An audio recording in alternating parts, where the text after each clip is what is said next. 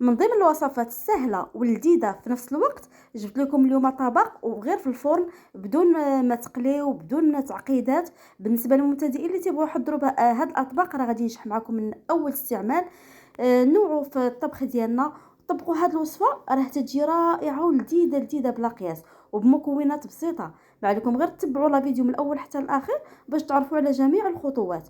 وما ننساوش نصليو على الرسول عليه افضل الصلاه وازكى السلام. تابعوني وما تمشيو فين.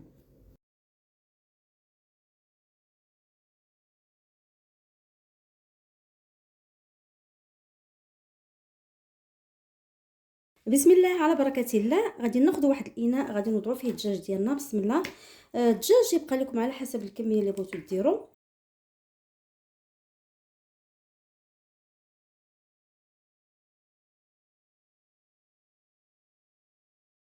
غادي نضيف ليه هاد التوابل. عندي معلقه صغيره عامره ديال البابريكا او التحميره، معلقه صغيره عامره ديال السكينجبير او الزنجبيل. عندي هنا ثوم بودره معلقه صغيره، الملح تيبقى على حسب الذوق، معلقه صغيره معمرش ديال الخرقوم ومعلقه صغيره معمرش ديال الكمون. بسم الله. غادي ندير معاهم واحد المعلقه كبيره ديال المايونيز. عندي هنا معلقه ديال الخردل اولا المطارد.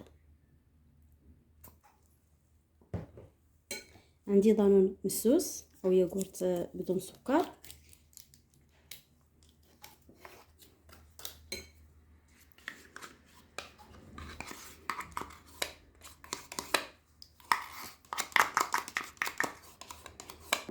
غادي نضيف القليل ديال زيت الزيتون، تقريبا واحد ربع كاس صغير. غادي ندير واحد العصره ديال الحامض.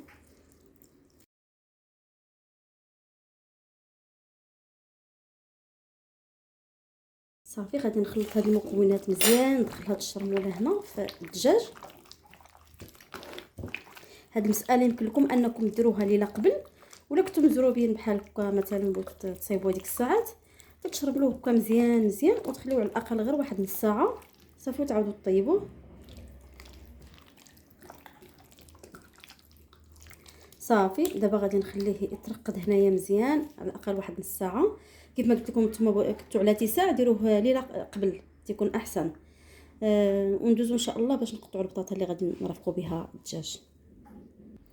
غادي ناخذوا المول اللي غادي ندخلوه الفران، ديروا اي مول بغيتو ولا شي طاوه.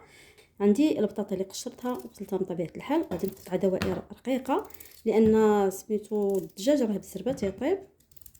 صافي تنقطعوه هكايا.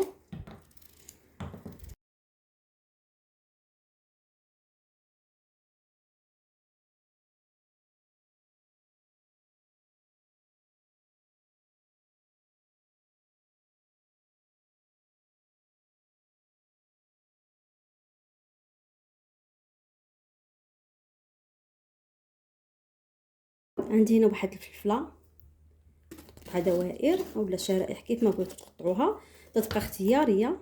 اللي تعجبو الفلفله يضيفها راه تجي رائعه مع المذاق ديال الدجاج.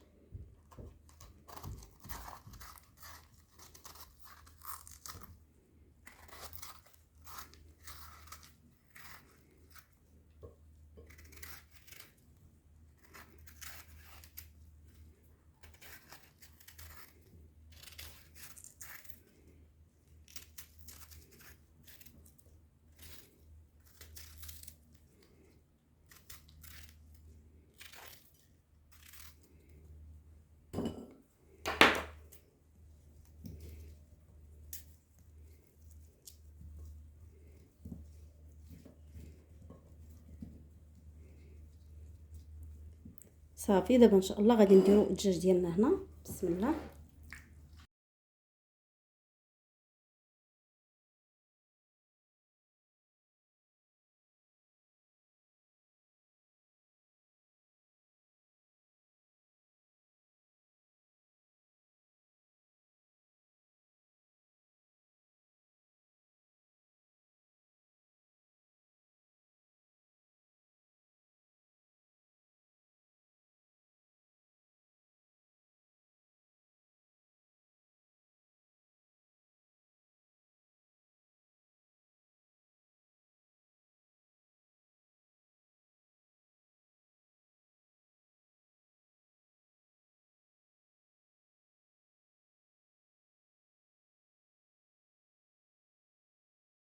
غادي نشلو هادشي اللي بقانا بشويه د الماء ونضيفوه.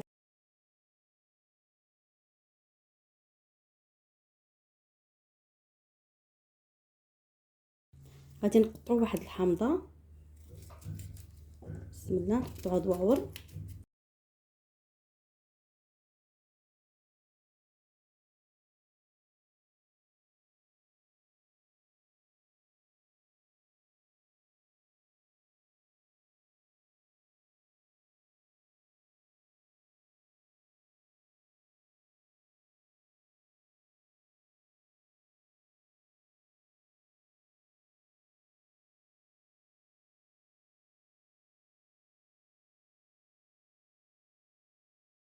وفي الاخير غادي نضيفوا الزيت، بسم الله.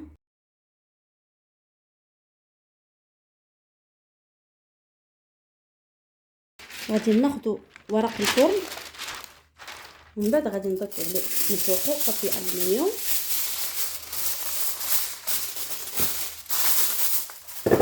صافي نسدوا عليها مزيان ونشعلوا الفران على درجه الحراره 250 درجه. نديروا المول ديالنا اولا الدجاج ديالنا وسط الفران، ماشي لتحت كاع، نديروه الوسط يطيب من تحت ومن الفوق، وملي يطيب غادي نعروا عليه باش يتحمر ونتلاقاو مع الشكل النهائي. بعد ما تيطيب الدجاج تيصبح على هذا الشكل، تيجي محمر، كلشي طيب، بطاطا طايبه كيف ما تتشوفوا، راه كلشي طيب. الفله كذلك، الدجاج ديالنا شو تيجي رائع رائع طيب كامل. ما عليكم غير تطبقوا الوصفه كيف ما عطيتها لكم. ضروري انكم الا طبقتوها بالطريقه اللي عطيتها لكم غادي يعجبكم ويعجبوا حتى اللي دقوا عندكم. وصلت نهايه الفيديو ديالي، نتمنى انه ينال الاعجاب ديالكم، واللي بقى معايا حتى لهنا ما ينساش يدير لي لايك فضلا وليس امرا. داك اللايك غير باش يوصل هذا الفيديو ان شاء الله لناس اخرين ويستافدوا حتى هما ولينا كاملين الاجر والثواب. نتلاقاو ان شاء الله في وصفه جديده وفيديو جديد. الى ذلك الحين دمتم في امان الله، والسلام عليكم ورحمه الله تعالى وبركاته.